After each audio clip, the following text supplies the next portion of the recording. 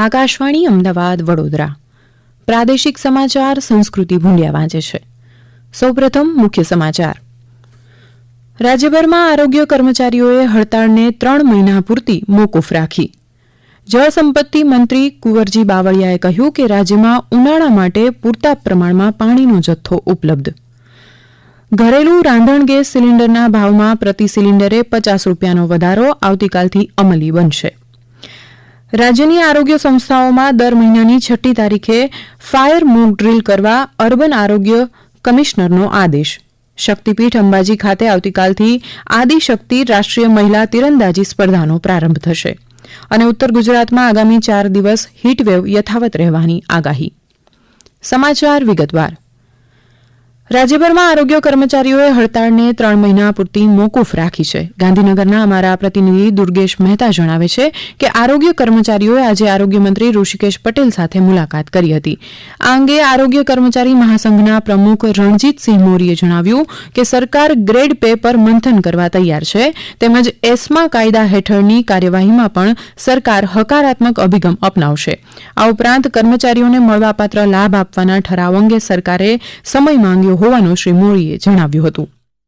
તો અમારો હાલ એફએચડબલ્યુ ને મળતો 1900 ગ્રેડ પે અને તે 2800 કરવા અને એમપીએચએસ એફએચએસ સુપરવાઇઝર કેડરોને જે હાલ 2400 ગ્રેડ પે મળે છે એ 4200 કરવાની અમારી મુખ્ય માંગ છે. અને ટેકનિકલ કેડરમાં સમાવેશ ખાતાકીય પરીક્ષા બાબત સરકારશ્રીમાં અમારે 4/3/2025 ના રોજ અગ્ર સચિવ સાહેબ આરોગ્ય સાથે અમારે સમાધાન થયું છે. જે ખાતાકીય પરીક્ષા મુક્તિઓ આપવામાં આવી છે તે લોકોને અને હાલ શરતી ઉચ્ચતર અને પગાર ધોરણ જલ્દીથી આપી દે, જેથી 2 વર્ષ એરિયર્સનો પણ મળી જાય. અને ટેકનિકલ ગ્રેડ પે બાબતે સરકારશ્રીએ પૂર્ણ વિશ્વાસ દાખ્યો છે. રાજ્યભરમાં ઉનાળા માટે પૂરતા પ્રમાણમાં પાણીનો જથ્થો ઉપલબ્ધ છે. આ અંગે માહિતી આપતા જળસંપત્તિ મંત્રી કુંવરજી બાવળિયાએ જણાવ્યું કે સરદાર સરોવર સહિત 207 જળાશયમાં 57% વધુનો જળ સંગ્રહ છે, એટલે ઉનાળાની ઋતુમાં નાગરિકોને જરૂરી પાણી ઉપલબ્ધ કરાવાશે. ગત વર્ષે આ સમયે 207 જળાશયમાં 50.85% જળ સંગ્રહ હતો. શ્રી બાવળિયાએ ઉમેર્યું કે સુજલામ સુફલામ જળ સંચય અભિયાન, નલ સે જલ અભિયાન જેવા અનેક અભિયાનથી ગુજરાત જળ વ્યવસ્થાપન ક્ષેત્રે આત્મનિર્ભર બન્યું છે. બીજી તરફ જળસંપત્તિ રાજ્યમંત્રી મુકેશ પટેલે જણાવ્યું કે મોરબીમાં આવેલું મચ્છુ 3 જળાશય હાલમાં પણ 100%થી વધુ ભરાયેલું છે. ઉનાળામાં રાજ્યમાં ગ્રામ્ય અને શહેરી વિસ્તારોમાં નાગરિકોની જરૂરિયાત મુજબ પૂરતા પ્રમાણમાં પાણી અપાશે. કેન્દ્ર સરકારે પેટ્રોલ અને ડીઝલ પરના આબકારી કરમાં પ્રતિ લીટરે 2 રૂપિયાનો વધારો કરવાનો નિર્ણય લીધો છે. જોકે ઓઇલ માર્કેટિંગ કંપનીઓએ સ્પષ્ટતા કરી છે કે બંને પેટ્રોલિયમ ઉત્પાદનોના છૂટક ભાવમાં કોઈ વધારો કરાશે નહીં. નવી દિલ્હીમાં માધ્યમોને માહિતી આપતા પેટ્રોલિયમ અને કુદરતી ગેસ મંત્રી હરદીપસિંહ પુરીએ કહ્યું કે આબકારી કરમાં કરાયેલા વધારાની ગ્રાહકો પર કોઈ અસર નહીં પડે. આબકારી કરમાં કરાયેલો વધારો આવતીકાલથી લાગુ થશે. શ્રી પુરીએ વધુમાં જણાવ્યું કે ઘરેલું રાંધણ ગેસ સિલિન્ડરના ભાવમાં પ્રતિ સિલિન્ડરે 50 રૂપિયાનો વધારો કરાયો છે. આવતીકાલથી ઉજ્જવલા યોજનાના લાભાર્થીઓ માટે ગેસ સિલિન્ડરની કિંમત 550 રૂપિયા અને બાકીના લોકો માટે 853 રૂપિયા થશે. રાજ્યપાલ આચાર્ય દેવવ્રતે યુવાનોને શિક્ષણ દ્વારા મળેલા જ્ઞાનનો ઉપયોગ લોક કલ્યાણ અને રાષ્ટ્રના નિર્માણ માટે કરવા આહવાન કર્યું છે. સુરતમાં વીર નર્મદ વિશ્વવિદ્યાલયના 56મા પદવીદાન સમારોહમાં આજે સંબોધન કરતા શ્રી દેવવ્રતે વિકસિત ભારતના સંકલ્પને સાકાર કરવા સામૂહિક મહેનત કરવા જણાવ્યું હતું. આ પ્રસંગે આરોગ્ય, તાંત્રિક, ઉચ્ચ શિક્ષણ મંત્રી ઋષિકેશ પટેલે યુવાનોને ટેકનોલોજીનો વિવેકપૂર્ણ ઉપયોગ કરવાની સલાહ આપી હતી. ઉલ્લેખનીય છે કે આ પદવીદાન સમારોહમાં 12 વિદ્યાશાખાના 79 અભ્યાસક્રમના 10,415 વિદ્યાર્થીઓને પદવી એનાયત કરવામાં આવી હતી. બનાસકાંઠાના ડીસા તાલુકામાં ફટાકડાના ગોડાઉનમાં સર્જાયેલી દુર્ઘટના મામલે મધ્યપ્રદેશના વધુ એક આરોપીની અટકાયત કરવામાં આવી છે. મળતી માહિતી મુજબ બનાસકાંઠા પોલીસે આરોપીને ઇન્દોરમાંથી પકડી ડીસામાં પૂછપરછ હાથ ધરી છે, જ્યારે આ ઘટનામાં સારવાર લઈ રહેલા એક ઇજાગ્રસ્તનું મોત થતાં મૃત્યુઆંક 22 પહોંચ્યો છે. રાજ્યના અર્બન આરોગ્ય કમિશનર હર્ષદકુમાર પટેલે આરોગ્ય સંસ્થાઓમાં કાર્યરત ફાયર સેફટી કમિટીને સમયાંતરે ઓડિટ કરવા સૂચના આપી છે.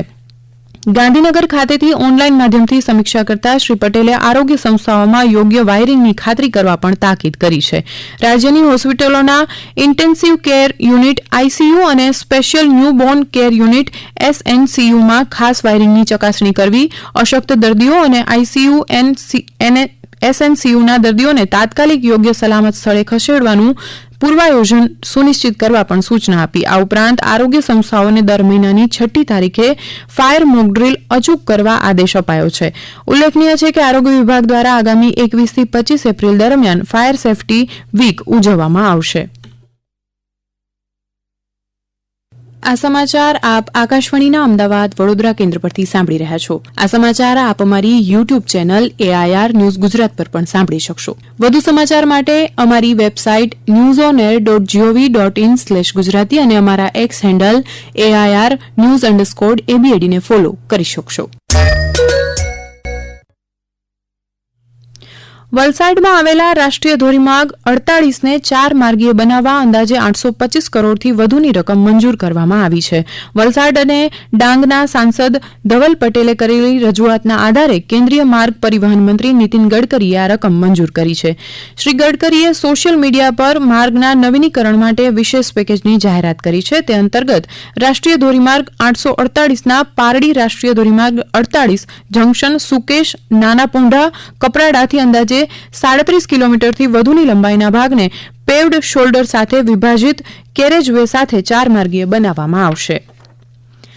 અમદાવાદમાં આવતીકાલથી 2 દિવસ અખિલ ભારતીય કોંગ્રેસનું અધિવેશન યોજાશે. સત્તાવાર યાદી મુજબ અમદાવાદના શાહીબાગ વિસ્તારમાં આવેલા સરદાર સ્મારકમાં આવતીકાલે સવારે કોંગ્રેસ કાર્યકારિણીની બેઠક યોજાશે. ત્યારબાદ સાંજે સાબરમતી આશ્રમ ખાતે પ્રાર્થના સભા અને રિવરફ્રન્ટ ઇવેન્ટ સેન્ટર ખાતે સાંસ્કૃતિક કાર્યક્રમનું આયોજન કરાયું છે. આ ઉપરાંત બુધવારે સવારે 9 વાગ્યે સાબરમતીના કિનારે રાષ્ટ્રીય અધિવેશન યોજાશે. આ અંગે રાજ્યસભા સાંસદ અને ગુજરાત પ્રદેશ કોંગ્રેસ સમિતિના અધ્યક્ષ શક્તિસિંહ ગોહિલે અમદાવાદમાં पत्रकार परिषद दरमियान माहिती आपी. मुझे बहुत खुशी है कि गुजरात में काफी सालों के बाद हमारी एआईसीसी की बैठक और कांग्रेस वर्किंग कमेटी की मीटिंग गुजरात में होने जा रही है. यहाँ पे कांग्रेस वर्किंग कमेटी की बैठक वो सरदार स्मारक में होगी. सरदार वल्लभ भाई पटेल गुजरात प्रदेश कांग्रेस कमेटी के पहले अध्यक्ष थे और 25 साल तक वो इस गुजरात प्रदेश कांग्रेस कमेटी के अध्यक्ष थे. શક્તિપીઠ અંબાજી ખાતે આવતીકાલથી આદિશક્તિ રાષ્ટ્રીય મહિલા તીરંદાજી સ્પર્ધાનો પ્રારંભ થશે. તીરંદાજીની રિકર્વ અને કમ્પાઉન્ડ ઇવેન્ટમાં વિજેતાઓને 41,52,000 રૂપિયાના રોકડ પુરસ્કાર એનાયત કરાશે. ભારતીય તીરંદાજી સંગઠનના સહયોગથી ગુજરાત રમતગમત સત્તામંડળ દ્વારા ભગવાન બિરસા મુંડાની 150મી જન્મજયંતિ વર્ષની ઉજવણી નિમિત્તે આ સ્પર્ધાનું આયોજન કરાયું છે. સાંભળીએ બનાસકાંઠાના અમારા પ્રતિનિધિ સૌજી ચૌધરીનો અહેવાલ. કેન્દ્ર સરકારે શરૂ કરેલી ખેલો ઇન્ડિયા ગેમ પહેલે ખૂબ મહત્વપૂર્ણ ભૂમિકા ભજવી છે. આ પહેલ હેઠળ ગુજરાતના બનાસકાંઠામાં આવેલ શક્તિ ભક્તિ અને આસ્થાના સંગમ એટલે કે શક્તિપીઠ અંબાજી ખાતે પ્રથમ NTPC Khelo India national ranking for women archery tournament યોજાવા જઈ રહી છે. ચૈત્રી નવરાત્રીના સમાપન બાદ 8 થી 10 એપ્રિલ 2025 દરમિયાન આદ્યશક્તિના આંગણે આયોજિત આદિશક્તિ રાષ્ટ્રીય મહિલા તીરંદાજી સ્પર્ધામાં 28 રાજ્યો અને 8 કેન્દ્રશાસિત પ્રદેશોની આશરે 550 બહેનો ભાગ લેશે. હવામાન વિભાગે આવતીકાલ સુધી કચ્છમાં સિવિયર હીટવેવ જ્યારે ઉત્તર ગુજરાતમાં આગામી 4 દિવસ હીટવેવ યથાવત રહેવાની આગાહી કરી છે. દરમિયાન આજે અમદાવાદ અને આસપાસના વિસ્તારોમાં મહત્તમ તાપમાન 42 ડિગ્રી આંબી જવાની શક્યતા છે. બીજી તરફ રાજ્યભરમાંથી 11 એપ્રિલથી હીટવેવ દૂર થાય તેવી આગાહી હોવાનું હવામાન વૈજ્ઞાનિક પ્રદીપ શર્માએ જણાવ્યું હતું. આ ઉપરાંત હવામાન વિભાગે ગરમીથી બચવા પુષ્કળ પાણી પીવા, શરીરને સુતરાઉ કપડાથી ઢાંકવા અને ખાસ કરીને માથું ઢાંકીને રાખવાનું સૂચન કર્યું છે. રાજ્યપાલ આચાર્ય દેવવ્રતે સુરતના વેસુ ખાતે પ્રાકૃતિક કૃષિ બજારનો પ્રારંભ કરાવ્યો. આ પ્રસંગે શ્રી દેવવ્રતે કહ્યું કે પ્રાકૃતિક ખેતીને પ્રોત્સાહન આપવા મિશન મોડ પર કામ થઈ રહ્યું છે. ચૈત્રી પૂનમના મેળાના ભાગરૂપે મહેસાણામાં એસટી વિભાગ દ્વારા વધારાની બસના ફેરા કરાશે. મહેસાણાના અમારા પ્રતિનિધિ જયંતિ ચૌધરી જણાવે છે કે 10 થી 12 એપ્રિલ દરમિયાન બેચરાજીમાં 530 વધારાની બસના ફેરા કરાશે. દરમિયાન 3 બૂથનું વિશેષ આયોજન કરાયું છે. અંતમાં મુખ્ય સમાચાર ફરી એકવાર. રાજ્યભરમાં આરોગ્ય કર્મચારીઓએ હડતાળને 3 મહિના પૂરતી મોકૂફ રાખી. ઘરેલું રાંધણ ગેસ સિલિન્ડરના ભાવમાં પ્રતિ સિલિન્ડરે 50 રૂપિયાનો વધારો આવતીકાલથી અમલી બનશે. આકાશવાણી અમદાવાદ વડોદરા કેન્દ્ર પરથી પ્રાદેશિક સમાચાર પૂરા થયા. અમારા રાષ્ટ્રીય સમાચાર આપ 7:50 કલાકે સાંભળી શકશો.